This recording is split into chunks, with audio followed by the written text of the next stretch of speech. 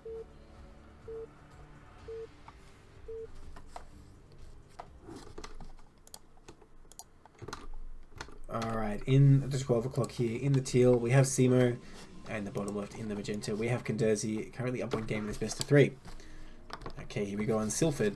Well, certainly not a good map for cannon rushing anyway. I don't think Simo's going to try it again. I don't think that's the kind of thing you can try more than once, really.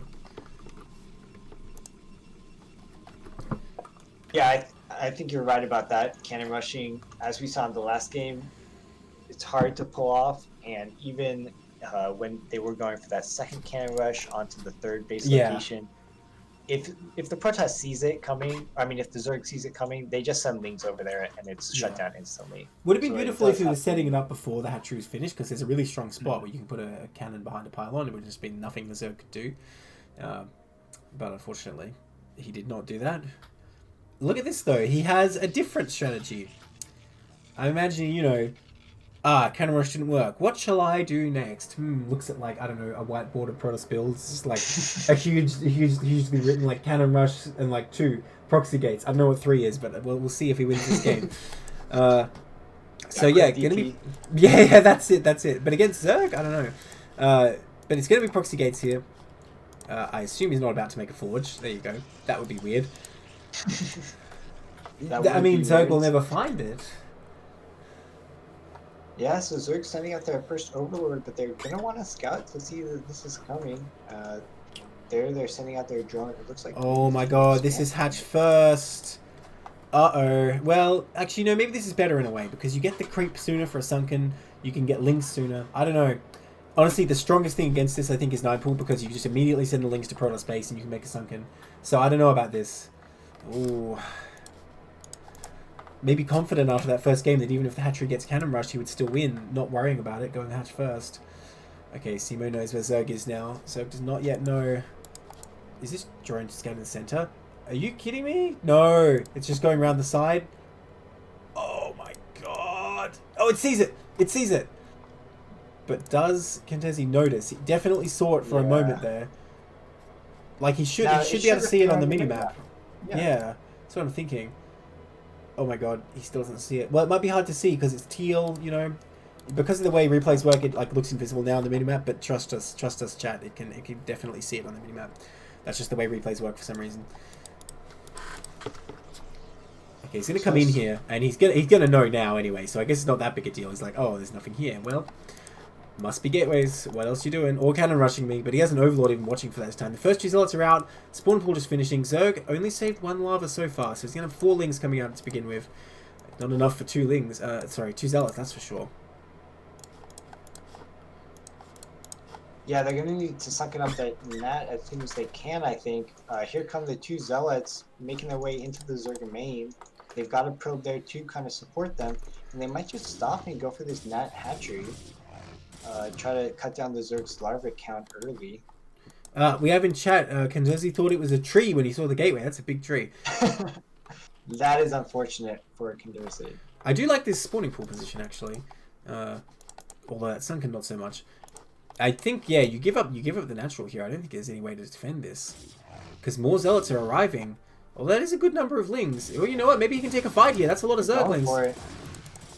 Ooh, nice micro from the Protoss so far. Pulling back that Ninja Zealot. Very nicely done. Oh, really nice micro from Simo. Wow, why is he cannon rushing if you can do this? Strong. Yeah. Just open gateway expands. Start wrecking Zergs. Okay, but is a sunken here. I mean, I'm not going to say it's impossible for Protoss to take this out, but with drones helping, it would be hard.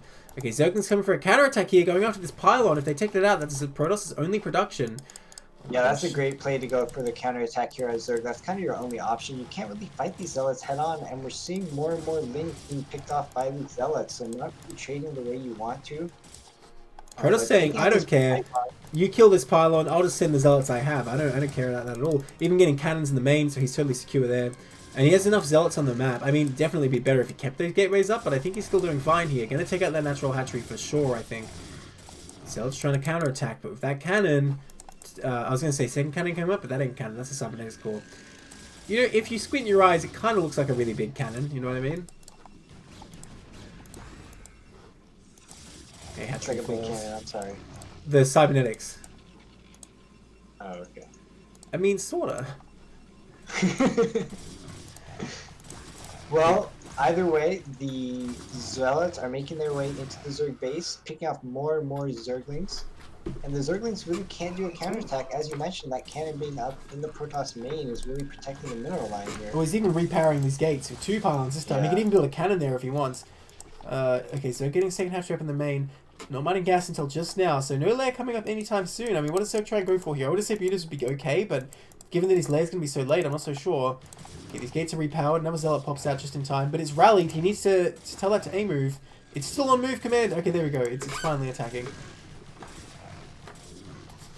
And you clean those up as well. I mean, there's no contain right now, though. Zerg is able to get it on the map. Oh, he has so few drones, though. Only 9 drones.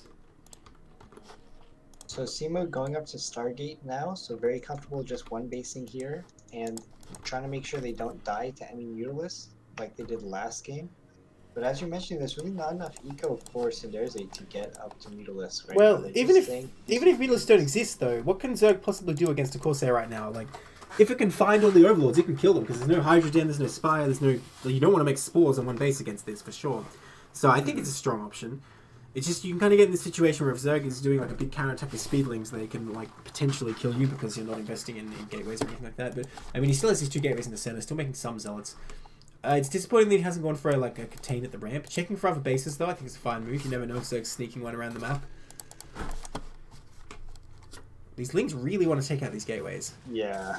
I don't know if it would have been worth it to make a cannon here, but it would just be, you know, so much securer. Yeah, I like the idea of sending these Lings in here to harass these 2 gateways producing Zealots, but there's just going to be more and more Zealots as this game goes, and the Zerglings are really not trading very effectively against them. Yeah, I mean, that's all Contest is really doing, is making Zerglings. I mean, a 3rd hatch coming up. I kind of like that, to be honest. Just get as many Lings as you can. You got speed as well, and I think they're trying to rely on using Lings in this game, but the threat of this Corsair is looming. I mean, you can't make Lings if you have no Overlords. I mean, you got 3 hatcheries. That means you can have 6 Lings active at once if you have no other units. That's not really enough. Yeah, and only 8 drones right now, so they are kind of all in on Zerglings, it looks like. Alright, looks like Simo waited for 2 Corsairs, but then is coming across here. Oh, and Kandezi sees it, but what are you going to do now? You know what? These 2 cannons are sort of naked. Maybe a counterattack could take them out, then the fun begins for the Zerglings, but I don't know. Immediately making extra Overlords in preparation for what's about to happen. Hydrogen almost finished, but I mean, these Corsairs going to get pretty good damage. Here come the Lings. The Zealots are not in position. They're just chilling on the side there. This one going to try and pull back to the cannons, which I think is definitely the right move. Yeah, with a couple probes blocking a Zealot, that looks very secure. So nice setup there by Simo. We'll be able to deflect any counterattack. And just hunting for any Overlords he can kill now, because there's no way Zerg can keep him alive. Going again for these gateways, but again, these Zealots in position. Simo looking pretty strong right now. Oh my gosh.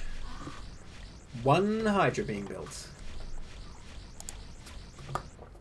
I mean, yeah, 1 Hydra... looks correct right now. They look like they went for a 4 pool. They have no workers. It does look like losing, that. They're losing all of their drones now to the their overlords to these Corsairs. Oh, they're surrounded. Corsairs from 3 sides. Yeah, and that 1 Hydra doesn't even really bother their Corsairs that much. They can just fly away from that. Are there any Overlords on the map? There are not. Zerg not even building any. Hardly can afford to. These Lings still just... one. Where? Oh, building it, yeah. I mean, but what's the sort of Protoss just swooping in and killing it instantly? I don't think Zerg can really keep it alive with 1 Hydra. I wish Protoss was making more and more Corsairs, so eventually they just have like 10 Corsairs instantly killing any Overlord that comes up. That'd be great.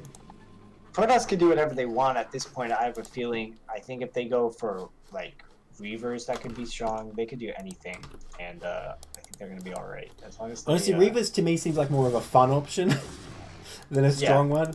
That's like going nukes almost, you know. Yeah. Oh, look at this drone. Was trying to do something sneaky, but these Zealots will find it. Right, these Lings, they're going to come in again. 3 cannons up now. Templar Archives coming up. I think that's a good follow-up. I like that a lot, actually. Especially with these Corsairs, you can use DTs to a great effect sometimes. But yeah, these Lings not going to get anything done. I'm not sure if the cannons quite cover anything, but it's just a bit too tricky for Contesi to micro that. Corsairs coming in again, cruising for more Overlords. Okay, she needs to be careful to micro the into one back. Oh, going to run around the buildings here. Looks like Simo doesn't want to be too aggressive with these, and that's fine, because already a very good advantage here. Why is that Overlord going to the center of the map? It's safe in the Zerg base, stay there. Oh no. That one falls. Yeah, losing any Overlord at this point is very critical. Getting supply locked is not what you want to have happen at like 10 minutes into the game if you're Zerg. And now we see the Zealots making their way into the Zerg base. They're surrounding these Hydralisks. There's only a few Hydralisks really out on the map anyway. Zerg not able to produce anything because of this supply block. One sunken, I don't know if it's going to cut it. These Zealots even have +1. Oh my gosh, this is just the execution move right now. I don't think Zerg can really stop this. Those Lings do almost nothing against those +1 Zealots. Sunken falls. What does Zerg have left? Nothing being produced. Look at all those lava. GG.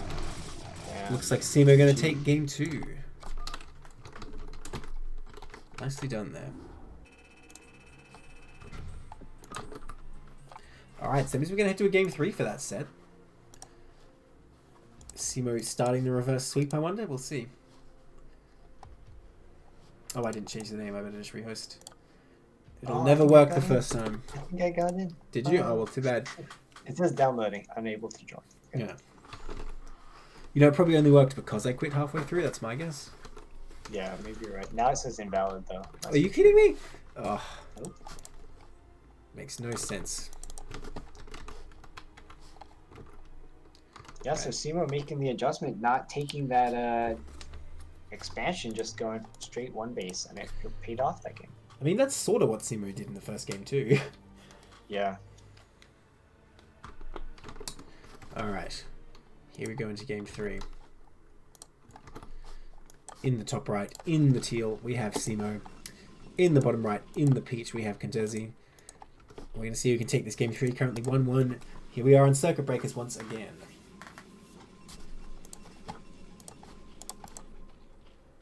Well, Overlord going straight vertical. This is pretty close positions. If Kentezi has a 9 pool up their sleeve again, could be pretty strong. Although, to be honest, I don't expect Simo is just going to go for a regular Forge Fast Expand. I just don't see that happening. Well, it could be the ultimate mind game here to go for a Forge Fast Expand after you just... Oh, true. Or Nexus first, even. Actually, now that I think about it, Nexus first kind of makes sense. If your opponent's expecting cheese and they're sitting defensive. That said, with these vertical close positions, if it's overpool, I don't think that's safe at all. Where is this probe going? Oh, it's going to steal some minerals. Fair enough. I was going to say steal, but like it's Protoss is natural. Is that really stealing? Borrowing. Right? I mean, hang on a minute. This is like a Terran space platform, right? Like obviously Terran built this. So how come these Zerg and Protoss are mining all the stuff on the Terran platform? That's not fair. Yeah, that's a great point, actually. We need to get back to the basics. Who started this and how long have they owned it, right? Yeah, like who built this thing? Like look at it. It's obviously Terran. Well, regardless of who built it, it's going to be who can control it. So we're going to see a battle here between the Zerg and Protoss. Who can control these resources here on this abandoned space platform that is Circuit Breakers? Okay, so we do get a forge. I'm kind of disappointed that I was like, no way, it's a forge, and then he puts down a forge. I hope it tries to cannon rush again, but so far it's just an overpool, so probably not going to be going down there. They're only really effective against such first. Although I say that, but game 1 was a 9 pool, so you never know. If you're sneaky enough. Shut them down, they're going too deep into StarCraft secrets. I shouldn't have revealed. Okay, looks like he's going to go for Nexus first. Sorry, Nexus before cannon, rather. Ooh, I like that. Probe Scout. And he knows now it's vertical because the Overlord arrived here. So, Simo got a very good idea. Going to be able to send this probe down and see what's up. So wait a on the way. What? You know? What is this gas timing? Look at this. Wow, that's pretty fast. I don't know what Kendezi's planning here, but this is a super fast gas timing. It's just going to be for like a fast speed or like a lair with some shenanigans. It's a bit scary already. I'm wondering what Kentezi has in store for this poor Protoss player. I say poor Protoss player, but they were proxying last game, I guess. Yeah, there's no poor Protoss players, that's for sure. Here's the probe getting denied from reaching the main by these Zerglings. Yeah. So the scouting is going to be a little off here for our Protoss player. They're not really going to know what they're facing. And here's the Overlord making its way into the Protoss main. They're going to see this late gas of Protoss after taking a NAT expansion and building a gateway.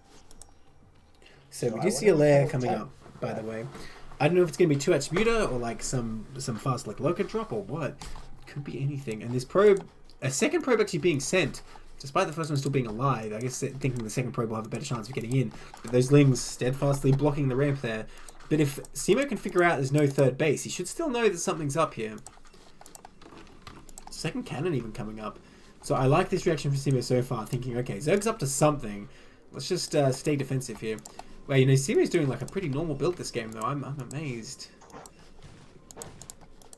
Oh, okay, that second standard probe falls. So he still hasn't really confirmed that there's no third. But he might be thinking it. Like, that second cannon says to me he's identified that something's going on, he doesn't know what. But where's the Cyber Core? It's getting a bit delayed here. And if it is 2 Atmuta, obviously the best thing is Corsairs. Yeah, we'll see what the Zerg goes now that they finish their lair. Yeah, there's the Spire, so most likely it is going to be some kind of Mutalisk to deal with this Stargate. The Protoss will go for after they have their Cybernetics core out.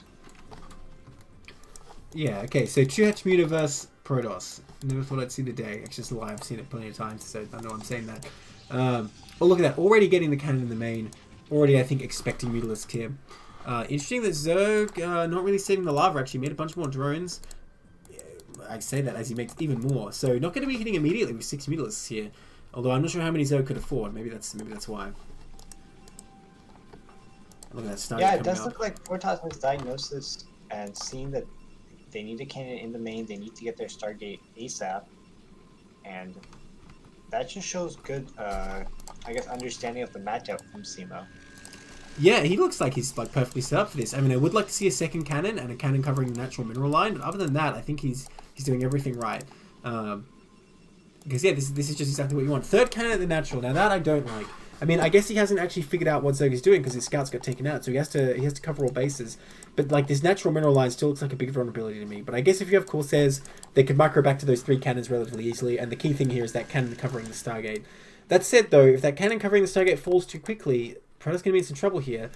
Really would like to see a second one, but he goes for the Citadel. Scourge coming up. I'm a bit worried, actually, that Simo might send the first Corsair to scout right away, which is what you're supposed to do. But then if it gets caught by the Scourge, suddenly Simo is in a lot of trouble, because the Mutas will come and kill that cannon in the main without too much trouble, I think. Here we go. Yeah, I think you're right. It's tough to tell as Protoss, but they could use a couple more cannons. He's not going towards the Zerg main with that Force Corsair. He's going for this Overlord, and I think this is a big mistake because this allows the Scourge to pounce on it because Zerg knows exactly where you are. With that first Corsair, you want to go and scout always. And while you're doing that, you need to really keep an eye on it so you can run away from any Scourge. But here we go. First Corsair falls as expected. So now Protoss in a lot of trouble. Only 1 cannon in the main here. The Mutalisk on their way to kill it. And once again, Simo just saying, alright, I guess I'm losing this base. Doesn't even hesitate to pull all those probes. Not making any additional cannons, though, which is his only chance here. Oh my gosh. Another Corsair is about to pop out. Can it buy time for cannons to get up in the main? It's definitely necessary for Simo to retake this main base. Well, no cannons are being built in the main just yet, so you can buy as much time as you like. Cannons won't magically appear. And look at this. The natural mineral line not protected. GG, Simo thinking he's going to take too much damage from this. And there you go, just like that, Kentensi takes it 2-1. Shame, because Simo's build was looking really good there, but just didn't quite have the defense they needed. And like I was saying, that first Corsair, you got to send it to see what's going on and keep an eye on it so it doesn't get caught by Scourge. That really was the catalyst of that downfall, I guess. Alright, so that means we're going to head into our final set for today, if I can find a lobby name that works. That's the real test.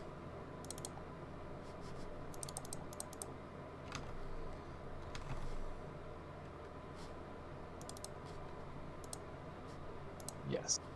Nice.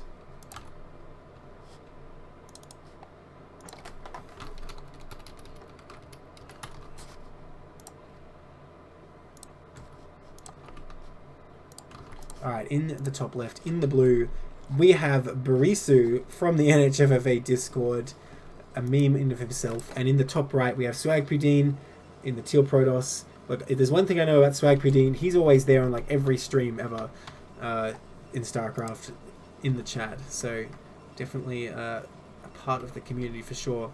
So we're going to have a TVP here. Barisu the Madman versus the Swagman, says Barisu. I see. But yeah, I would say Barisu definitely not an orthodox player. Let's just leave it at that and see what he has in store for us today. So our first and only TVP of the day as well. Actually, hang on, wait, wasn't the first series TVP? I say that. And I'm instantly like, wait, that's not right. I forgot it was because it was Kenzaki Ranko versus P, not TVP. Different matchup. Yeah, yeah, right. Already Barisu sending a pretty early scout here. I wonder what he's planning. No, because he's getting a depot. Maybe it's like Center 11 racks, but versus Protoss. Well, he's going to scout him immediately. I don't know what he's going to do with this intel. Yeah. Oh, here he comes. I mean, this is... I don't know what kind of advantage Terran can eke from this, but he does just see exactly what Protoss is doing, like 1 minute 30 seconds into the game. He's going to take out that gateway. Yeah. Yeah, I think you're totally right. This is kind of weird because Barisu is just throwing down a racks of his own in his main, so he's playing standard himself. He was lucky enough to scout first and see the Protoss base, but everything's normal here for Protoss. There's no kind of proxy, there's nothing crazy. So sending out this early SCV, not really as effective as it could have been back at home mining. As is normal, you kind of mine for a little bit longer and then you send out that scout. But yeah, maybe he really wanted to find a Nexus first as early as possible or something like that. Maybe was the logic there. I'm not sure what the idea is, but either way, it's just being annoying, maybe making Protoss a bit nervous, I hope. But not really accomplishing that much just yet. Yeah, someone's got to do the maths. How long it takes one SCV to kill a gateway? It's probably a long time. Too long, yeah. Okay, which takes longer, an SCV or a Vulture? Because the Vulture will get through the shields a lot faster, but the health a lot slower.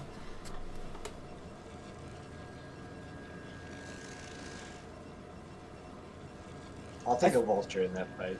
I think an SCV would be faster, to be honest. You might be right. Vultures are pretty bad. It depends on the upgrades, right? All I know is in StarCraft 2, Hellions are way too slow. I had one like base trade type game where I had to kill a Nexus with a single Heli, and it took a long time, and the draw timer actually like started and was like, "Oh, you better hurry."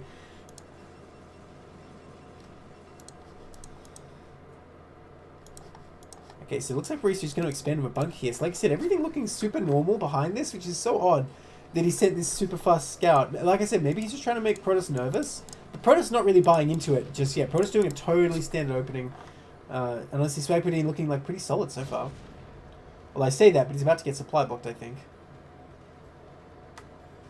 Okay, this is both these players pretty standard right now. Barisu getting his factory and also a bunker up at the Nat to protect him against his first Dragoon.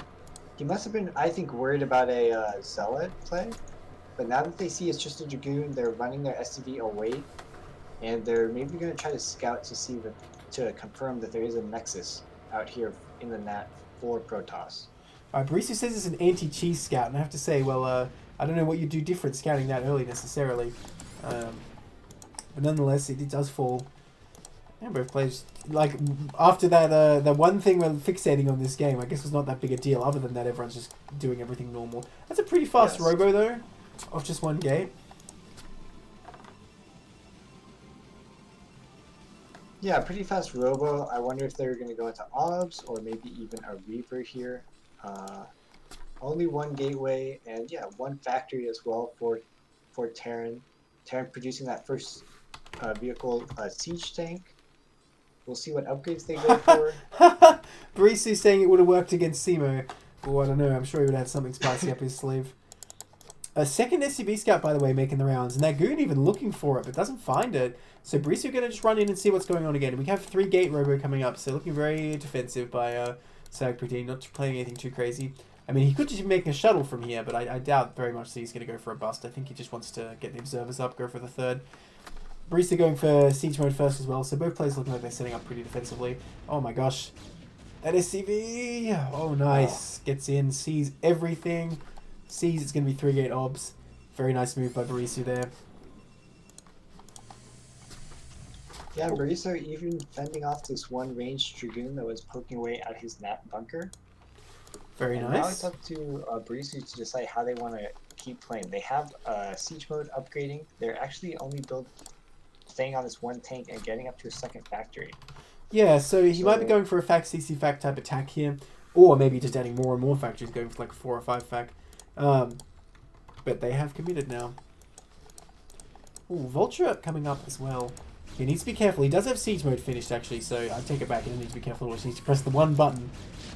This one easy trick to defend against Protoss. Goons hate him. Ooh, Vulture Speed coming up as well. Maybe it'll be like that other game we saw. Wait, did he start mines and cancel it, or did I just imagine that? I did not see them start mines. Yeah, maybe he didn't. I'm not sure now. Alright, but this Vulture going to sneak down.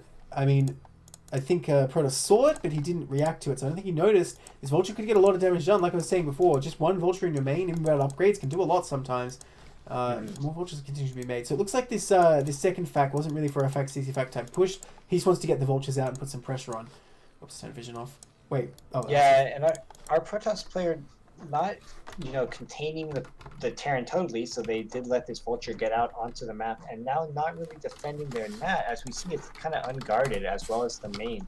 So these new round of Dragoons are going to pop, but they might be too late here for this Vulture to get in there. It is going straight for the third. Well, the probe is able to escape. It's good intel, but you always feel a bit sad when you get there and Nexus started. You're like, damn, I was here a bit faster. I could have denied this.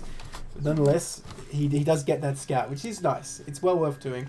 And he could still run into the main here. I mean, there's nothing there. His speed is done. Oh, is he going to go for it? He is going to go for it. Decent block there with that Forge. That's actually quite good because it stops the Vulture getting immediate access, but still going to be able to get some damage done. Okay, going to get 2 probes. Looks like 2 probes. So 2 probes and scouting that Nexus totally paid for itself. Totally worth it. It's a lot of goons though. I guess that's 3 gate for you. Mine's coming up here. Oh, that's a pretty fast Citadel actually. I didn't notice. No legs coming up yet, but yeah, I don't know. I don't know what he sacrificed to get that, but that's a bit earlier than you normally see if you're going like 3 gate arbs or 3 gate obs. Yeah, and a 4th gateway going down, so this could signal that Protoss is looking to be aggressive here. We see the Terran player getting their upgrades, staying on just 2 factories for the time being, and getting some more tech as well. Yeah, looks like Barisu content to stay on 2 bases in power here. These Vultures getting hit a bit, but hang on. What's there to block? Okay, Goons blocking the entrance this time. Very well done there. Going to stop any aggression coming in. And Barisu going to This third location is wide open. Oh my gosh. Might make their way over to oh no, so many probes going to fall here. Don't want to focus that cannon though. It needs to right click on probes. Oh my gosh, he could have got so many, but instead chooses to target the cannon. Now the goons will come up. Bit of a blunder by Barisu there. Does get 2 there. Oh, you know, he's still going to get some value, but it could have been so much better. He probably could have got like 6 or 7 probes at least there, if just a little bit better micro. Nonetheless, find some damage. Yeah, at least forcing some probe pulls and denying the mining from that third base for some time now. Adding in some turrets now, getting up to 3 factories with add-ons actually. Yeah, so looking to go into tank production. Yeah, just spamming as many tanks as he can. Just on 2 gas though.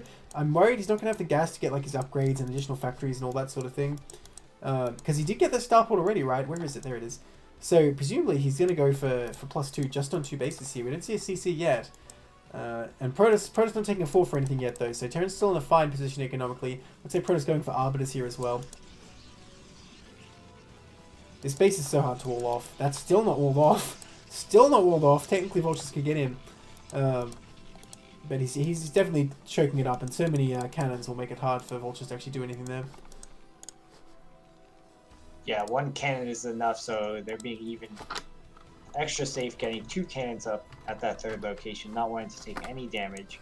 We see Terran is adding on a turret ring, and most likely they will try to take a 3rd base. The way they are posturing, they're actually adding on an armory and a science facility. So they will be going for more and more intense upgrades, it looks like. Most likely for that +2 attack. Yeah, I do have to say Terran's SCV count is very low, and he seems to have stopped making SCVs. That's a pretty big mistake. Even just for 2 bases, 39 is too low. So he's not going to have the money to make the units he needs, actually. And Protoss just pulling ahead here. Just with 3 bases, still making a few more probes. Second Stargate coming down, it's Arbiter Tribunal. But there's not that much gas. Oh, what is going on at the Protoss Natural? I just noticed all those probes. There's not that much gas for Protoss to start making Arbiters, especially 2 at a time, let alone you still have to research Stasis or whatever you're going to research. Even getting Storm as well. I think trying to get Storm here is a bit of a mistake when he just needs to get those Arbiters out as soon as possible. Because I think Barisu's going to have potential for a push here, just adding more factories. not committing to a third CC yet. Yeah, you're right about that. Barisu not committing to a third CC, despite having the resources to do so. Actually going for a dropship and filling it with vultures. So they may try to fly this dropship across the north side of the map and maybe get a drop in behind that mineral line. Yeah, expertly avoided that observer there, by the way. Yeah, you're totally right about that. These two observers kind of out of position, and now this drop is going to go into the net unscouted. Maybe just leave here and bring 2 into the main, or let's see. 3 in the main looks like. Op score. Yeah, I love this pressure. This is going to do a lot of damage, I think, because, okay, Swipeteam reacts now, but there's still more probes here to kill. And I mean, how many do you really have to kill for this to be worth it? Vultures don't cost that much. Already taking out several. How many is that? 5, 6, 7. 7 to 3 vultures, and I mean, who knows if he'll be able to kill any of these zealots, laying some nice mines. Oh, he's going to go down to the natural still. Or is he? Oh, he works his way around to the right. Nice scout here, sees the Arbiter tech as well. What is that probe even doing in there? Dying, I guess. Oh my god, those mines did a lot of damage. Yeah. Oh my god! Wow. This definitely paying for itself there. Yeah, huge value from these vultures right now. But at home, Barisu's macro is slacking off while he's trying to micro this. He's up to like 1500 minerals, where you see Swagpudine, despite losses, he's macroing quite well here, keeping the money down, which is very important. Well, that said, when you get harassed like this, you need to start making probes again, because you need to put back up to that count, which he's not doing, which is a bit of a mistake. We see Stasis coming up. Sorry, you go. Yeah, with a 4th base going down in the bottom right and transferring probe over down to that location. So this is going to help them get back into eco-wise. And like you were mentioning, they're just staying on top of their macro, adding on more gateways. And so now they're going to try to do a counterattack, it looks like, positioning their army above a ridge outside the I don't know about this. This looks like suicide if Protoss comes in here. I do really like the Strikebudine's continuing to expand, though. A mistake a lot of players make, especially like lower tier players like tier 3, is they just like stop expanding at some point in the game for no reason. We really just need to keep going. We have what I assume is a misclick with Wraith Cloak coming up here. No, wait, that's not Wraith Cloak. That's Ghost Cloak. Oh my god. I'm like, no, surely that's a mistake. Then I look at the starpot, like, wait, the control tower's not doing anything, but just above the starpot, what is this? Barisa going for ghosts. Look, they tell me on TL that this is a build now, but I don't know if off 2 base. Vulture's coming down here. Yeah, you definitely need a lot of gas for ghosts, and 3 add-ons as well as 2 armories takes a lot of gas, so you'd like to take a 3rd base before you do that. But as I'm saying that, a 3rd base goes down in the bottom left for Barisu. Ooh, sneaky. Going to take a hidden expansion, it looks like. Yeah. I mean, if Protoss finds it, it's bad, but if Protoss doesn't find it, it's good. That's how those moves go. A lot of cannons down at this bottom right. I don't think Barisu is going to get much harass done. He could put some annoying mines, but ultimately, I think this base is well defended enough. So nice job there by Swagpudine, just making sure that's safe. I do like putting those mines down, though. That's well worth doing, because Protoss eventually, units are going to be coming out of this location or reinforcing. And if they're not diligent about diffusing those, then you'll get some value. Although, these vultures are staying here, and the army's coming to clean them up. But hang on. The mines, no observers. Oh my gosh. Yeah, the observers don't have speed, I don't think. They're moving very slowly, so the goons beat them there, and already some goons and zealots go down to those mines. Well, here we go. Now the observer's here. It looks like Protoss going to clean this up without too much trouble. And yeah, Barisu are going to lose all these vultures, which is not a good time at all. Unfortunately, yeah, that makes it not worth it at all for Terran, even with those mines going off. If he laid the mines then ran out, I think it would have been a fine move. And, you get that scouting, you see that there is a base there as well without spending a scan. Although I think he actually scanned it already. Alright, Protoss reassembling in the center. Where are the ARBs? He still hasn't made a single one, I don't think, unless I've lost track of where it is. No, I'm pretty sure he hasn't. Here's a nuke silo going down at the bottom left, as well as a range on the Ghost Vision. Well, you do need that if you want to get the nukes from a decent distance away, right? Yeah, so I'm looking at this bottom right base as a prime location for nuking, so we'll see if that's where Barisu ends up going. Barisu just scanned his own natural ramp. I don't know why he... Not natural ramp. He's scanning his own hidden base. I don't know why he's doing that. Oh, you know what? He's seeing if there's any observers there, actually. Oh, that's just kind of smart. Seeing if Protoss knows about it. So, you know what? I guess I see the logic there. But I don't know, like, he's going to need to put a bunch of SCVs there too, to keep up economically. And I think Protoss will eventually figure out, well, hang on, this guy's only on 2 base, he must have something, right? Ooh, what is this? +1 air weapons. Are we going to see a carrier switch later, potentially? That could be a big deal. But if you have a lot of Ghosts with Lockdown, that's kind of the hard counter to that sometimes. Alright, well, Brisu trying to move out a little bit here. You know, he could take a normal third base while this is going on, and Protoss would be none the wiser. He'd still just think that hidden one is not even there. Man, those tanks are clustered as hell, though. Single stasis right now would be devastating, and there is the energy for it, but the nuke is on the way. Yeah, here's a couple ghosts out, and they have lifted now their barracks. And they Oh. are Brisu is posturing now to take their third base. Oh, there's the stasis, and now the Protoss army going to come down here, and I think with all those tank stasis, he's just going to crush it. Brisu's nuke dreams might end before they even began. That is just so much Protoss. Swagpradine just getting everything in there. A few tanks in the back trying to do their damage, but I don't know. That's a lot of goons. Oh my gosh, and the tanks themselves taking out all the vultures. That bunker still has marines in it, so they're doing their best. The only two ghosts here, they need to cloak if they're going to survive. Even tried to shoot that observer, actually. Wait a minute, what? No, there's an observer right here. That ghost is going to die. That would have been amazing, but not today. There's a number of tanks, 5 tanks up on the high ground, so they most likely will be able to hold on. Oh, you know what? Yeah, maybe Brisu will survive. We're losing a lot of army there. And, you know, losing that nuke is a big expense, I have to say. Okay, wow, Brisu actually does clean it up. I didn't see all those tanks on the high ground. I guess, you know, it paid off having some units really far back there. But, I mean, what's Protoss thinking right now? Like, wait a minute, was that a nuclear launch I just saw? And look, this third base... The football team is here to dismantle that. Yeah, and another nuke silo going down at that third base location, but here come all the zealots, and that third base is going to have to lift off instantly. Well, that bottom left one still exists. That one goon going to town, there's SCVs. Really needs to move some tanks down there. Swagpradine really just showing superior macro here, because Bruce are really not able to make that many units, so he's not really able to fight back. Whereas Swagpradine, you know, he's got his 4 bases. He's macroing for how many gateways? I mean, he's only got 7. It's not enough, but he is adding more. He has 4 in the bottom right. So oh yeah, nice. That's definitely helpful as well. I would like to see him continuing to expand though, like even just throwing down 2 more nexuses, especially after winning a fight like that. You know Terran isn't going to be able to come across the map, so you really just want to expand as much as you can. Like, just take the entire map, never stop. Okay, Brisu stabilizes. I don't think there's any more ghosts out. Yeah, they are looking like they rebuilt their barracks, so most likely they will try to add another ghost in here. They do have a nuclear silo in the bottom left. But I think if you're Swagpradine, you've got to think, okay, so I've denied all their bases. Where are they building these nukes? So that maybe something for them to it is possible that he killed his main comsat or something. You never know. Brisu continuing to scan. Scan the natural seeps coming out. I like that move. You want to see if like more Arbiter is being made or what. Didn't Arbiter die in that fight? Or is it still alive? I think he lost one, because I swear he had one more. But it should be noted, recall is done as well, so if Protoss builds enough energy, he could do that as well. And honestly, this base is not super well defended from recall, except for that huge clump of tanks chilling at the ramp. If they move off, you never know. Well, you know, one good thing is, because Brisu had to saturate this this third without transferring, he did make a bunch more SCVs, so his SCV count is not looking as bad. Really needs another base, though, if he can just take another one. Protoss smartly taking a 5th, very nice. That's exactly the move he needed here.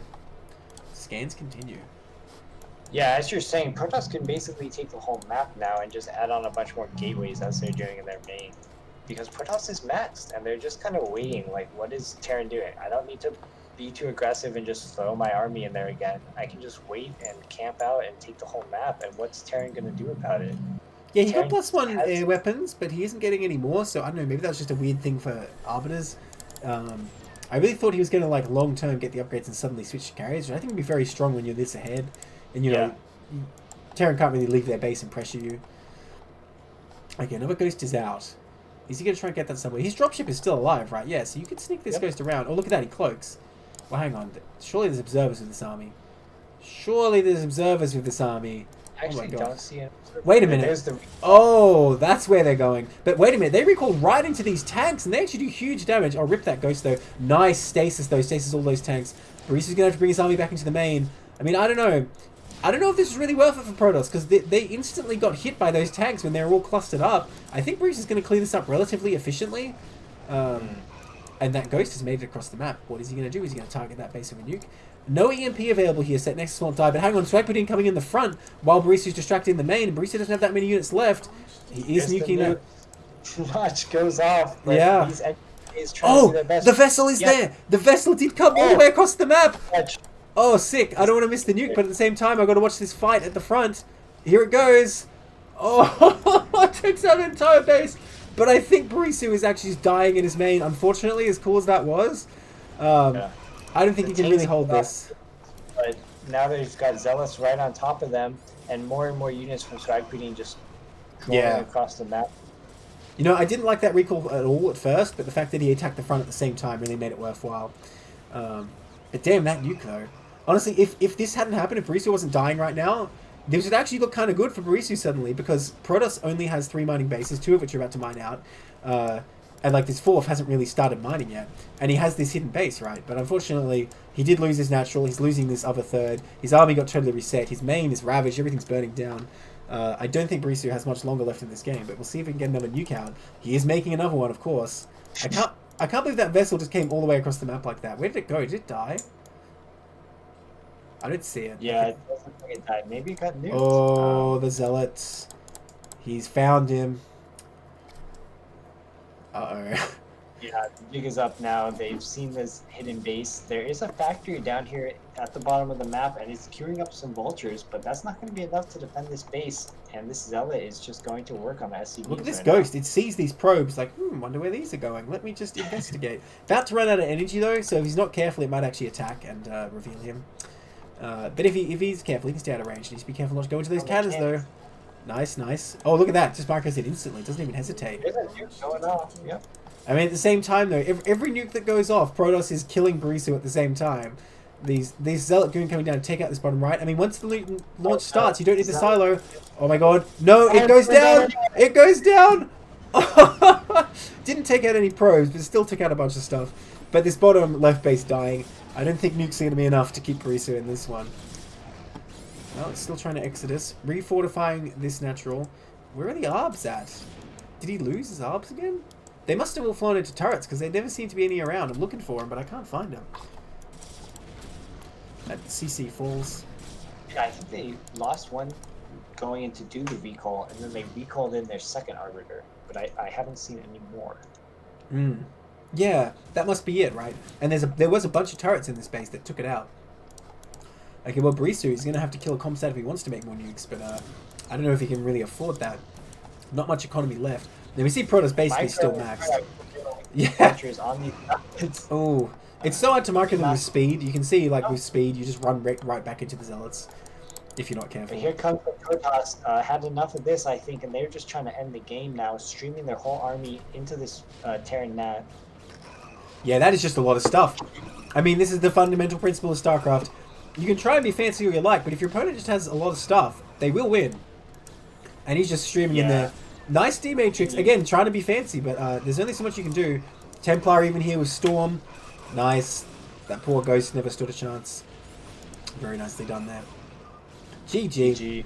Alright, so Akbadine takes game 1. I'm just going to have a brief 30-second break before we start the next game.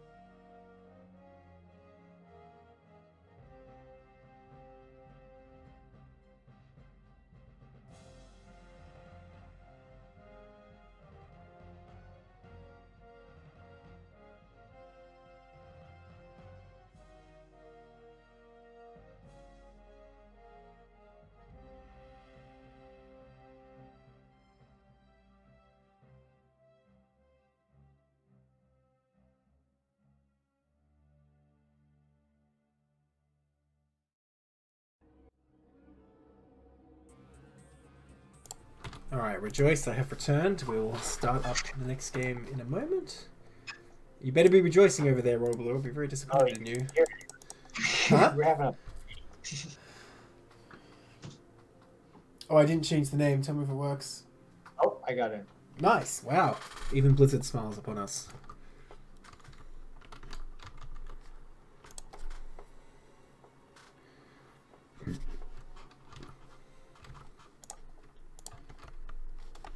Alright, in the bottom left, in the green, we have Swag Pudine, currently up one game in this best of 3.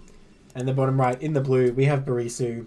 I mean, he lost the game, but he did nuke a Nexus. Pretty sure that means you win on technicality. Here we are on Silford. So, Barisu played quite sneakily last game, right, with the hidden base and all that. I think Swag Pudine will just be more aware of it this game, right? It'll be a bit harder for Barisu to get away with anything, I expect. Yeah, and there's just not as many expansions on this map too, right? So it's That's true. For Terran to get away with any kind of hidden base. Yeah. I mean, I think the sneakiest base you can take here is like the mineral only at the other main. Because why would anyone ever check that? Like, Protoss doesn't want to take it for a long time, and you don't really expect that, but then, you know, you kind of need gas too. So it's not the most useful base to take. Simo says...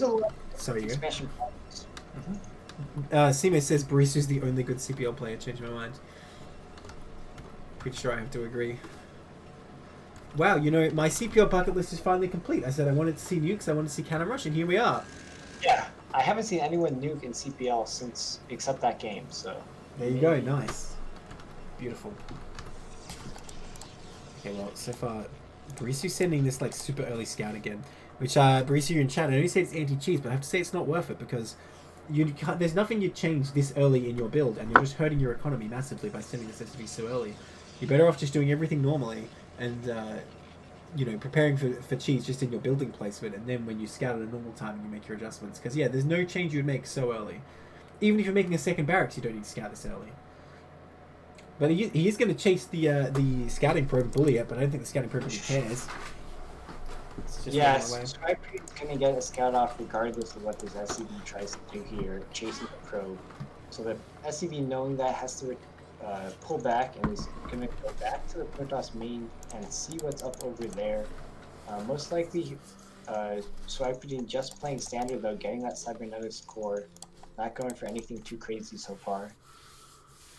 Yeah, Barisu has a nice SimCity here, by the way, so it wasn't these zealots. He'd have a decent setup. Very good with that. Barracks and depot.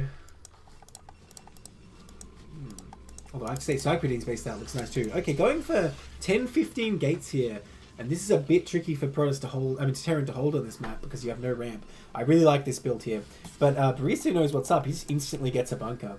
And you're just going to hold here and get siege mode, basically, is what you do against this. But Protoss has a number of follow-ups. They can either just double expand, they can go for DTs, they can go for Reavers. There's a lot of aggression you have to worry about with these early 2 gates coming up. Okay, there goes that factory. Yeah, Barisu going down that factory, but they're actually going to run into some supply block here. I don't think they've started their second supply depot. Get that early bunker, but it may have been too quick here as the goons are out on the map yet. Well, I will say, yeah, bunker before factory is not what you want, but you do want a bunker sooner or later. But yeah, if he can't unsupply block himself by the time his machine shop is done, this is going to be a bit awkward because the goons will start hitting that bunker. Still no depot. It looks like he wants to build the CC, but no, he does cave in and make the depot, which I think is the right choice. This STV is going to work, but that goon was going to pop out before that gate finishes. Believe it or not, guys, I know it looks close. There you go. Rip STV. He was brave. Oh, no, he wasn't. He shamed himself in his final moments. He could have died in battle, but no. He's living... Oh, never mind. No. So, the 2 goons now are coming out of these gateways 2 at a time, right? So they're going to be able to cross over the map and put on pressure onto the Terran's base. Ooh. And Terran's not having any preparations, really. Just 1 bunker and no tanks out yet. Barisu did not put SCVs back in gas. This is really going to cost him because he needs siege mode and tanks. Well, we'll see. Yes. 1 tank coming out now. Yeah. As soon as possible. But is 1 tank going to be enough to hold these 2-gate goon production? Because well, when you're up against 10-15, you're actually supposed to get siege first, then a tank. Because siege takes longer, so you'll have a tank with siege done first. But he doesn't have the gas for both, so it doesn't make sense to get the tank instead of the siege. So Swagger actually taking their expansion, so maybe not trying to put on too much aggression with these goons. Yeah, Barisu's going to take an expansion too. Look at this SCV. I bet you he's going to expand with that. Okay, no, I'm wrong. He's just scouting. Never mind. I'm stereotyping him just on one game. I'm sorry, Barisu. I judged you too harshly. Yeah, that would have been a sick timing for a third base for Terrence. Oh my god. That was so close. Holy crap. Now the tank is out. Can try and bully these back, but you got to be careful. You don't want to lose that. Oh. Yeah, knowing the build that this Protoss chose, you really cannot lose any tanks to these Dragoons. Needs to repair that tank, no less. Well, Siege Raid is about to finish, so I think Barisu's held the initial aggression for now. And Svagpadine actually cut goons to expand here, so he didn't go all out with this. He could have, like, 6 to 8 goons pressuring him and really just dive forward, but choosing instead to expand. Oh. Okay, yeah, no, Siege Mode will defend him for sure, though. Yeah, there's Siege Mode finishing up just in time to fend off these goons. There is kind of a low worker count actually for our Terran player right now. Yeah, I noticed that in the other game too. His work production has not been very good, guys. It's really important, especially for you T3 players out there. Focus on always keeping those buildings making workers non-stop. Every second you're not making a worker is an income you're losing. So very important. I like the safety of getting these bunker with 4 Marines in it, and now getting tanks with siege mode though. That's a great response to these 2 gateway goon production. But now seeing that it was 2 gateway goons, which Barisu was able to get an SCV in there and scout the gateways, so that was a great move. But seeing that, going for 2 more factories now, and the engineering base, going up to 3 factories, maybe trying to turn the tide on Protoss and be aggressive back in Protoss's face here with these 3 factory production. Look at this, I think Swagpadine was expecting a drop because he moved those goons back and he has a very fast forward tier. I assume he's going to get cannons in the main or something like that. Maybe just knowing how Barisu plays, and after that devastating drop last game, he's thinking like, okay, I'm just going to play super safe here. Getting the 3rd Nexus as well. I mean, it's not a ridiculously early forge, but I don't think you would necessarily get it this fast. And we don't see any upgrades or anything, so I think he was just preparing in case he wanted to make the cannons. I don't know. Vulture speed is coming up for Barisu, so again, going for that Vulture harass, which I do like, but Swagpadine has a pretty good contain this time. It's going to be hard for Vultures to get out of here.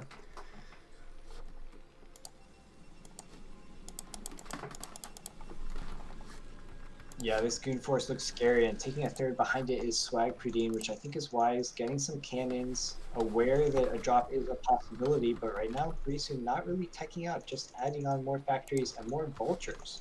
So maybe they will try a vulture run by here. There is only a few goons out, kind of controlling this natural choke, but there is also some rallied up to the base for Protoss back at base, so they will be able to defend against this vulture run by pretty effectively, I think. Gotta be careful though, because they don't actually block. If they came with speed, they could actually just run into the main anyway. But how will they get past this contain? That's the question. You don't really want to be inching tanks up when you've only got 2 tanks. Those 6 goons could actually pounce on that pretty easily. So here they go. The vultures getting speed right as they're going. Ooh. They make it around, looping through the 3rd base. Yeah, nice moves there. They don't have mines, so unfortunately they can't mine behind these goons, which would be really strong, but it looks like they are just going to head straight for the main. But Svagpadine reacting nicely and does actually just block that properly. Going to send a couple of goons to make sure that Nexus doesn't die. Looks like he'll be perfectly well set up for this. Oh, but hang on. That goon's going to die. Can Barisu actually just do this? Oh my god. Well, they are getting caught up a bit, so only a couple are going to get into the main. They're going to have to kill a lot of probes to make this worthwhile. Oh, yeah. Like I was saying, I think he was preparing for drops, and that worked beautifully. Barisu just gets completely denied there. That's a lot of minerals he's wasted now. And his macro falling apart while this is going on. Was not making SCVs, not making units while he was macroing those. I mean, that's really the biggest story here. Like, you gotta keep macroing no matter what you're doing, because even if you're doing damage to your opponent, you'll still be falling behind if you're not continuing to grow at your own base. But there we go. He does add on a bunch of stuff now. Gets back into gear, and the production tab springs to life. Yeah, I think it's telling that there's really no units now, that those vultures were thrown away. There's only 2 tanks out for Terran, so they weren't able to continue producing from those 3 factories. Yeah. They are getting Academy and the Starport though, so adding on some tech, most likely that, yeah, they do drop their 3rd command center. So maybe going into a bit of a later game now, considering that their vulture harass was not really too effective. Well, I like the fact that Bruce is not trying to sneak at this game. He's just trying to do it straight up, because I think Svagpadine has already adapted to him. like that cannon in the main and like really positioning those goons to block. Already, Swagpudding's showing he's like onto Barisu and what he's going to do. So I like the fact Barisu's just going to take it straight up this time, and it's not too hard to extend over to that third on this map. So compared to Shakuris, I think it's a lot easier.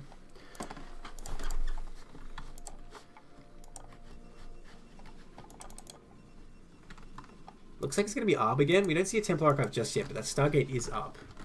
So there is a Templar Archive. We don't see an Arbiter Tribunal. Oh, where is it? Oh, it's literally right in front of my eyes. I was like looking at the Citadel, like, where's the archives? And it's like touching it. I don't know why I'm blind. Oh my gosh. Yes, right next to that Stargate, you will see actually Storm being upgraded now for those Templars. It's that Scout Storm composition, of course. Yeah, you don't see that every day. A couple more Vultures seeping out here. Nice move. You can deny extra bases maybe and have a Scout with those. Always worth it to get those on the map. I hear turrets shooting stuff. I was just an observer. Okay, the CC is finished, but what has Barisu got to extend out here? He only has like 5 tanks still, and there's a lot of goons out there. Barisu going to need to be very careful here. Scans going down. Scans the main. Very nice. Going to see it's going to be Arbitech soon enough. Okay, a couple Goliaths coming out as well to stop any potential shuttles. These Vultures are nice having these on the map, but I really like him to move one over to like the 11 o'clock gas space, because that seems like the obvious next base for Protoss to take. Oh, Yeah, that high ground expansion thing at 11 o'clock. Yeah. Yeah, you're definitely right about that. Because it is so far away from where Terran has started at, it's going to be really hard for Barisu to push that base. In fact, the main base of Protoss is just closer, so it might be just a push to the main for Barisu if they do end up getting a big upgraded Terran ball and going for some kind of ending timing attack. Yeah, absolutely. I think the way you win from this position is you push across to the left, you eventually take Protoss's fake high ground base there, and that's kind of all the bases you need. Like, generally you'll be able to shut down Protoss from there, depending how the game's going. Barisu's slowly inching his way out here, going to get the CC down sooner or later, but the Storms are ready. I know Swagpudding could potentially come in for a bust here. Looking dangerous right now, but I don't know. There's a good tank count right now. I think Barisu has +1, yeah. Oh, well, it's dicey for Protoss to attack this, I think. I don't think Protoss really wants to do it. I think they're doing a great job, though, denying this third. They're rallying over some more speed zealots across the map, and they're adding on more gateways. There's really not too many mines out here to stop these speed zealots, as well as not too many vultures out on the map. So this attack from Protoss, if they do decide to deny this third and go in here, could be effective. But now we see some goons being caught kind of out of position and forced back. Yeah, not a good start if you are going to attack here. There are some speed zealots, like you mentioned. Those mines in front, I don't know if they're going to be better for the Terran or the Protoss, to be honest. But something's going to blow up if the zealots come in there. Oh, support bay being built for Protoss, by the way. I wonder if he's going to go for some storm drops later as well. That's interesting. Barisu continues to scan every opportunity he gets. He sure loves his scans. Yeah, there's Swagpudding taking that base that you were calling for, the 11 o'clock high ground expansion. So look, the Vultures are like, yes, that's the base, but they're too late. They realized too late this is the base they should have been guarding. They could have denied that. But oh, it's still a good scout, and you can pick up that one probe at least, lay some mines maybe. Okay, Barisu with some more Vultures now. Looks like he'll probably be able to move across to this third pretty soon. SCV production has faltered again though, like we mentioned. Only 37 SCVs for Barisu, which is very low. That said, Protoss not really continuing to produce as well. So both players really dropping off with their work production here, making it a bit harder for them. Okay, there's no way Barisu's killing that Nexus with 2 Vultures, right? That's just not possible. Right? Well, these goons are definitely out of position, so they can't get up there in time. Here they go. They have started responding. Oh, look at that. They can just hit them from there. Very nice. Who needs to deal with the mines? Yeah. That's actually pretty smart, because he knows he doesn't have an observer here. Oh, he moves around to the other side. Now they do have to contend with the mines. Although, even less likely that one Vulture eventually finishes that off. Vulture's trying to step forward, but they get hit by these goons pretty hard. Ooh, I wasn't looking, but a goon did die to those mines at the 4th eventually. Well, Barisu adding to their factory count now up to 5 factories. They're getting their double upgrade, so they're going to be at 2-1 pretty quickly here. They still have not set up that third base, though, which they would really like to get that extra gas so they can really explode their factory count. Yeah, absolutely. Yeah. But to be honest, like with how few SCVs Barisu has, third base is not going to help him that much if he doesn't saturate more. Alright, Tank's going to move up here. Looks like Barisu finally going to take this location, but that triggers Protoss to start attacking. I don't know, there's a lot of mines in the south. These Vultures trying to come up against this wall. This is always a very tricky engagement for Protoss when that wall is holding your units back from the tanks. It looks like Barisu is going to crush Protoss here, but hang on, there's a drop with Storms available too. Oh, those are great Storms all over the Terran army there. Very nicely done by Spectadune, and he's got more. He ain't done yet. Nice. Yeah, wow, that was really good. And a nice engage from Protoss, getting a nice surround on these Terran units. Even though there was quite a few Terran siege tanks there, I think it was a good trade for Swag Pudding, definitely taking out a good number of them. Yeah, that was a really nice engage for Protoss. It's a shame he didn't quite pull it off in the end, and I guess Barisu was going to land this, but honestly, that was some great micro. The problem is, when you're trying to attack like at this angle, this fake cliff is like protecting all these tanks. The Zealots can't get there. They have to go all the way down and up again. So it's a really tough angle to engage for Protoss. And there were some decent mines laid there as well for Barisu, but damn, Swag Pudding got more value than I thought he would out of that. I mean, I know I keep harping on it, but again, the probe count and the SCV count are both so low for both players at this point in the game. Like, if you're new to StarCraft and you're not sure with workers, like when to stop, just don't stop is my advice. Like, if your max and your army is too small, then I guess sacrifice some, but other than that, just don't even think about having too much, just keep making them. Nice mine placement by Barisu, just setting up the defensive of this base. Needs to transfer some workers though. Not sure what that group was doing. Yeah, Barisu's setting up this third base. I'm sure they will get some workers over there shortly here. We don't see any sign of the ghost tech though, unfortunately for this game. So I guess he only had the strength for one, you know. Yeah. Even getting the third scan, yeah. And there's actually barracks going down, so maybe we'll see. Oh, wait, doesn't he already have a barracks though? Did his first one die? Oh yeah, because it was out here, wasn't it? Oh damn. Well, there you so go. that's why the factory count is so low now. Okay, do you need to have a barracks to build a covert ops? Not saying he's going to build a covert ops, just out of curiosity. I think you need an academy. You do need an academy, but do you need a barracks as well? This is the kind of thing they might not program in because, like, well, of course you have a barracks by that point in the game, right? Oh my god, this SCV. Oh, poor thing, it's stuck there.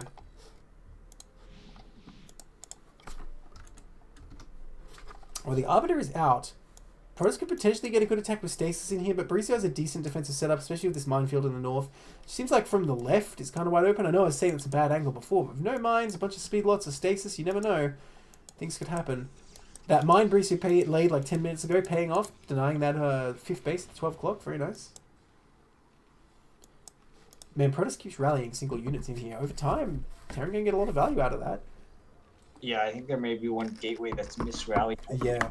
Oh, we see it. It's real. He's doing it again. Oh, yeah. Covert ops. Yes. So, Terran will look to take most likely a 4th base and start adding on some nukes, hopefully.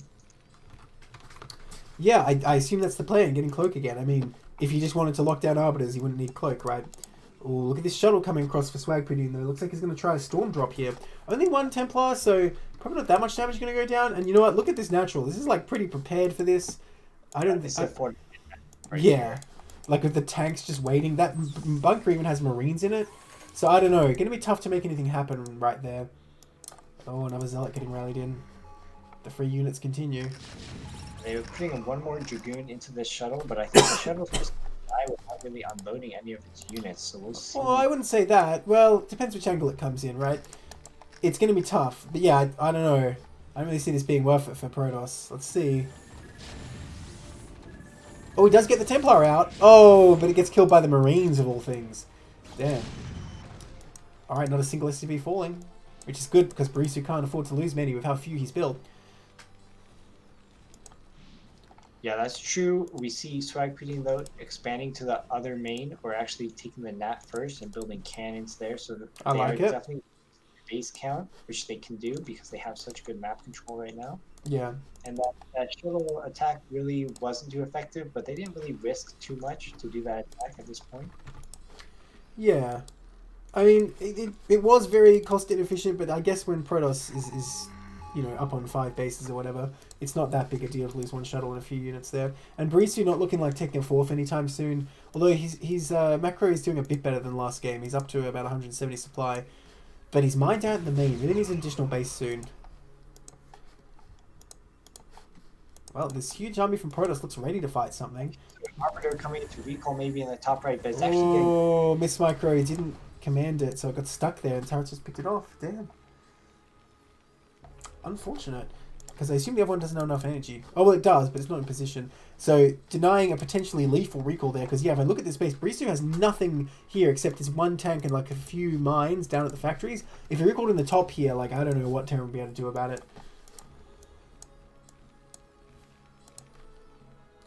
Protoss taking that mineral only. Sorry, you go. For Terran, so that would be a great recall location. Knowing that, though, Barisu adding in more turrets to that area and potentially defending that location from further recalls. And Barisu just, or Swag Pudding actually just content to now take the rest of the map and expand it to only in the top right. I think that's the way to do it. I think that's smart. You don't have to attack Terran, especially if they're on the 3 bases. I mean, I think Terran should be trying to take the mineral only, to be honest, but if he's not, just keep expanding. That's the way to do it. Alright, where's the nuke silo? Oh, he built it in the main. Just as well that recall didn't go down, then he would have picked that off. Man, Barisi built so many turrets in the north. I think that was the Protoss' one chance to recall that way. Now he won't get another one. Damn, a lot of gateways going down. Swag PD just macroing and expanding. That's what you got to do. I'm liking his play a lot more, to be honest, than Barisu. Trying to be too tricky with these nukes and all that is not going to have an easy time. And like I was saying, Barisu really needs to take another base. Can't just rest on the bases you have. Yeah, it's a lot to do to try to expand and also defend your bases with these missile turrets, like mines, also get nukes out there. But we could see an expansion here from Barisu at any moment because he is going to mine out. He's mined out of his main. His net does not have a lot of resources left to mine. So then he'll only be down to his 3rd base location. Nice mine placement going down here, but the goons are coming to catch him. Oh, retreat. Well, I think there was a connection there. I didn't really see. Oh, there's a connection. So, I mean, he lost a couple of vultures, but he didn't kill anything, so I don't know. Force back again. The ghosts are out, though, and he's sending a cloaked one across. He's not even waiting to cloak it. He's just cloaking it at the start and then walking across the map. Yeah, definitely a brave ghost right now, just kind of walking to the Protoss base and actually making it without being observed by any of the observers. And now he's going to set up for a nuke right here. So we'll see if he's able to react in time. Surprised Protoss got away with mining this much of this base, because to be honest, this base is really easy for Terran to push. But look at this, there's an observer in position this time. But the goon is so far away, I don't think he's going to be able to stop it, even though he's watching it. Nuke's going to still go down. Although, I don't know, is that even worth it? Because nukes cost 200. He killed, what, like 2 cannons, 2 probes? Yeah, mineral-wise is worth it, but that's a lot of gas you're wasting. I guess that means he can nuke the Nexus again later, though, and it'll be a lot easier to kill. Yeah, I'm not sure if that was worth it, like you're saying. Here's another Arbiter with full energy in the top right. I see it. Yeah. Is it going to go? Oh, he's clustering his units. Oh, but he sees the turrets. He's like, actually, maybe not. Oh, he's trying to find a spot. There's turrets all over, but not enough. Looks like he's going to do it. That's a huge recall. 1 tank there to try and stop it. Another Arbiter. Is he going to recall even more? I think he is. Oh, he's thinking about it. No, he pulls it back. I want to see the follow-up recall. Oh, stasis? No, the Arbiter going to die without doing anything. Okay, and Vulture's coming back to clean this up. Well, they take out a lot of turrets, but he hasn't targeted any key tech buildings. So I don't know. I think Terran might actually clean this up without too much pain at this point. But taking out those turrets does weaken this position for later. What upgrades are on? Yeah, Terran on 3-2. Nice upgrades so far, actually. Really crushes those zealots with those upgrades. Terran upgrading ship armor right now? Yes, he is. I'm not gonna say anything about that. I'm sure he has a plan. Yeah, dropships need more armor, I think. That's what we're learning here. Once he's done with nukes, he'll land and make the physics lab, and then you'll see. But, I mean, Protoss getting air armor, so right back at you. I mean, look, it would be legit for Protoss to switch into carriers. And look at that, he's getting a 2nd cyber core, an additional Stargate. Where is he building these things? In the main, is it? So, actually, he might actually go carriers this time. And I like it when you've got this much money. You can just throw your army into Terran and kill what you can to get supply, and then you start switching. So I don't think that's a great way to do it. Terran coming back in here to rebuild this defense. Still not making any attempt to make an additional base though. And to be honest, if you're just sitting here on 3 base and not trying to kill your opponent, you're never going to win. You've got to either expand or try and move across the map. You can't just sit forever. Vulture's moving across. And you know what? Actually, they can probably finish off this base now. That's a nice move since the nuke killed all those cannons. Clear those cannons, and now the vultures are able to make it to that base location, and they're laying some mines. They will be able to take out this nexus most likely. I'm not sure though if this is the move he needs to get back in the game, considering this base was already like getting mined out. Yeah. And so many other bases. If you look at the resources. Oh, recall in the main. Oh my gosh. There it is. Oh, and those tanks weren't sieged or anything, so they're going to get taken out very quickly without doing much. Well, I killed one goon. But yeah, where is Terran's army? How's he going to come back here and deal with this? Well, this yes. is exactly what you need to do as Protoss is recall repeatedly into the same location where turrets get up, and you know each recall is going to reset all these turrets, and that costs resources to build. Nice storms. Wow, all those ghosts just died. Yeah, SKT4 has had great storms this whole game, by the way. Not that killing ghosts is a great achievement, but nonetheless, his storms have been on point. Oh, the nuke silo falls.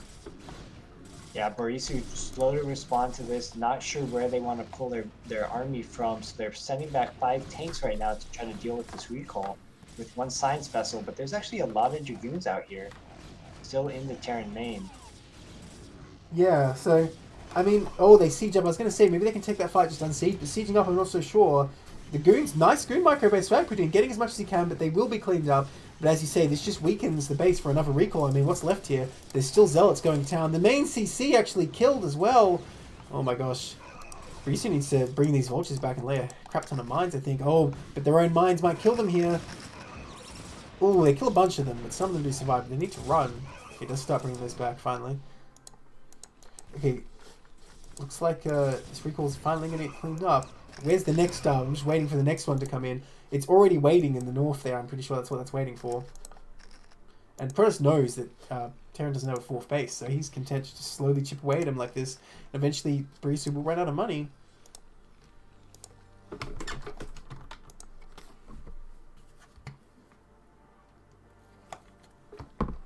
Yeah, I'm really surprised we haven't seen Barisu try to take another base.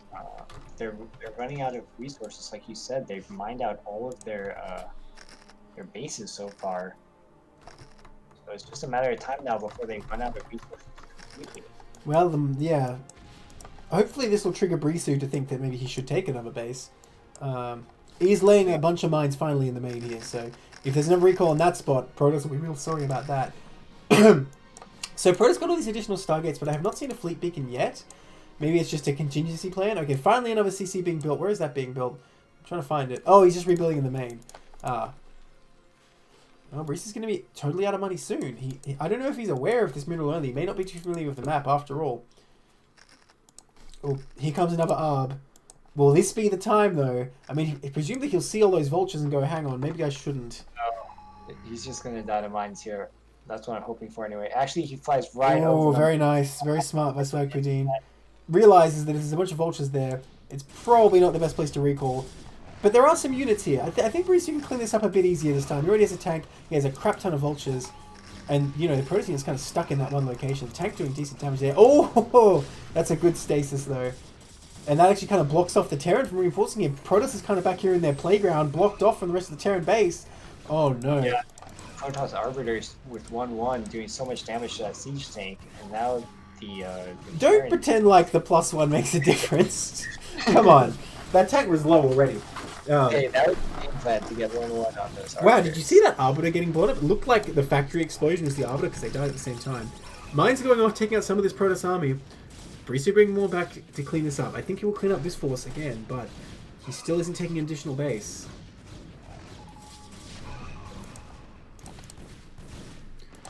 I mean, Vulture's fighting goons not that good, but the tanks will back him up. Is there... Sorry? Barisu losing all their factories, I was saying. Yeah, that's true. Is there any anti-air here? Oh, there's a turret over here. No, Arbiter, don't do it. Don't do it. Oh, no. That's another dead Arb, unfortunately. I was thinking, like, if there's no anti-air here, that Arbiter could actually clean up these tanks. So I don't think there's an armory left on the map either. Alright, well, Swagpudine just backing up from the next round. Swagpudine extremely low on gas, actually. Has not mined any gas at this top location. Not mining at this 11 o'clock either. I mean, I'm not saying Zealots won't do the job at this point, but you got to mine everything you can. 10 goons in production. But yeah, Swagpudine actually only mining from depleted geysers right now. And only 2 of them at that. So no wonder he's running out of gas. Kind of inexplicable play there, not taking the gas when you have so many bases. Yeah. Just forgot, I guess, all the action of these recalls. Okay, Barisu is rebuilding the armory. Send the CV down to this mineral only, but did not expand. Oh, he's going to clear out that observer first. I guess he doesn't want Protoss to know that he's taking that. Barisu actually getting a second science facility. I wonder what this will be utilized for. I guess he's going to build the covert ops and physics lab at the same time. Ooh, Protoss getting his army together though. Is he actually going to go for a straight up attack now? Is he going, okay, now that he's weakened, I'll break the back of the Terran? Looks like he is. He thinks this is his moment. Barisu does actually have a good number of tanks set up here, but where's the vessel? There's no detection. No scan goes down either. The Zealot's getting right on top of the tanks here, easily crushing through that minefield. Great EMP, but it misses the Arbiter. Good dodge there by Protoss. Great stasis. Oh my gosh, this is just so much stuff. Powering through the center of the Terran defense. EMP's that Arbiter now, but it's too late.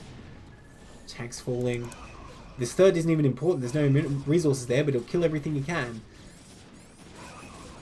Yeah, these goons doing a lot of damage right now. Protoss on +3 attack finally as well.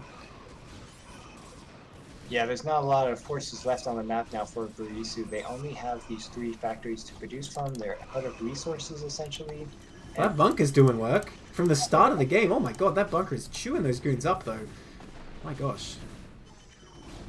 But even that being said, holding this attack for Barisu is really just delaying the inevitable, because Protoss is going to be able to remax very quickly, and Barisu is really not going to be able to rebuild. GG, I think Barisu realizes it too. And that will be it. That's 2-0 for Swagpudine. Very nicely done by Swagpudine. Just keep expanding, keep making units. It does the job. And those recalls were quite nice too. The stasis good too. I gotta say, yeah, Swagpudine's spellcasting is really good. The stasis and the swarms are always on point. Alright, so that's going to bring us to a final team score of, I believe, 12-9 IKEA build orders versus Rats. So as we said before, IKEA will be the one in the finals. And we're going to start the final casts up as soon as all the semi-finals games are casted, so don't miss that. But that's going to be it for us today. Thanks for tuning in, everyone.